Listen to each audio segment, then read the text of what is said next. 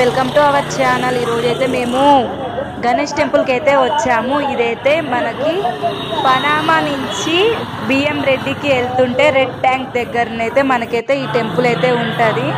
చాలా అంటే చాలా బాగుంది। నేనైతే ఇలా ఉంటుందని అసలు గెస్ చేయలేదన్నమాట। టెంపుల్ అంతా ఎలా ఉంది అనేది అయితే నేను వీడియో తీసి అయితే మీకు చూపిస్తాను। చూద్దాం రండి। దేవుళ్ళు ఒక్కొక్క దేవుని దగ్గరికి వెళ్ళి అయితే దర్శనం చేసుకుందాం। ఫస్ట్ అయితే మా ప్రిన్స్ అయితే అందరికీ హాయ్ చెప్తుంది। మనకైతే ఫస్ట్ ఎంట్రన్స్లోనే మనకైతే తులసి మొక్క అయితే పెట్టారు। ఫస్ట్ తులసి తల్లిని దర్శనం చేసుకుని అయితే లోపలికైతే వెళ్దాం।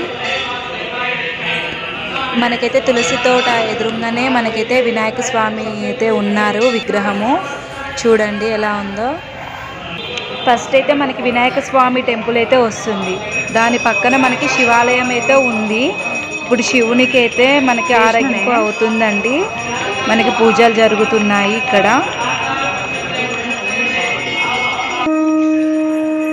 ఇక్కడనైతే మనకైతే శని పూజలు అన్ని ఎలాంటి పూజలు అయితే అన్ని పూజలు అయితే ఇక్కడ మనకైతే చేస్తారు।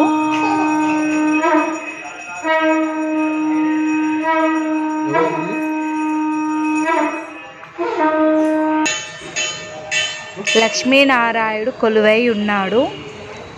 ఆ పక్కనే ఉన్న అయ్యప్ప గుళ్ళో భక్తులు దీక్ష తీసుకుంటారు। ఇరుముడు కూడా ఇక్కడనే జరుగుతూ ఉంటుంది। ఇటు పక్కనే కొలువై ఉన్న దుర్గామాత తన చల్లని దీవెనలు అందిస్తూ ఉంటుంది।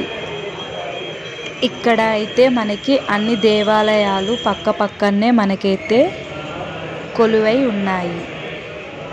ఈ ఆలయంలో మనకి నవగ్రహాలు కూడా కొలువై ఉన్నారు।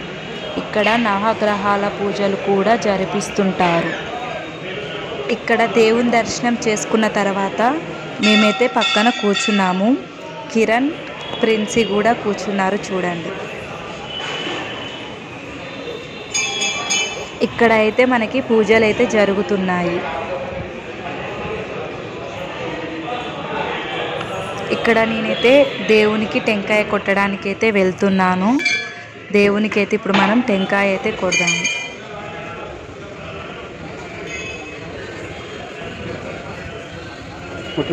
గణనాథునికి 21 రోజులు ప్రదక్షిణాలు చేసి హోమము అభిషేకాలు చేసిన వారికి కోరికలు నెరవేరుతాయని గట్టి నమ్మకము।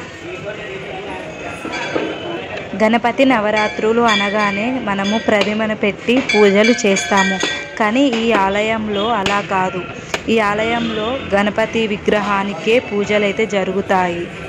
నవరాత్రులు అయిపోయిన తర్వాత గణపతికి చక్రస్నానం చేయించి యథావిధిగా గర్భగుడిలో ఉంచుతారు।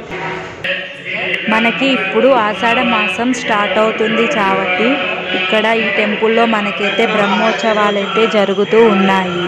మనకి 6వ తారీఖు నుంచి అయితే బ్రహ్మోత్సవాలు అయితే స్టార్ట్ అవుతున్నాయి।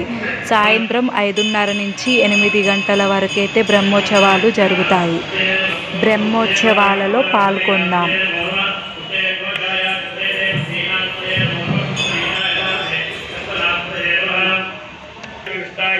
మానస సంహిత శివనాగ సుబ్రహ్మణ్య స్వామి ఆలయంలో అనేక రకాల దోష నివారణ పూజలు జరుగుతాయి। క్షేత్ర పాలకుడుగా ప్రసన్న ఆంజనేయ స్వామి కొలువు తీరినారు। స్వామివారు చల్లని చూపులు మనందరిపై ఉండాలని ఓం విఘ్నేశ్వరాయ నమః। మా వీడియో మీకు నచ్చినట్లయితే ప్లీజ్ మా ఛానల్ అయితే లైక్ చేయండి, షేర్ చేయండి, సబ్స్క్రైబ్ చేయడం మర్చిపోకండి ఫ్రెండ్స్।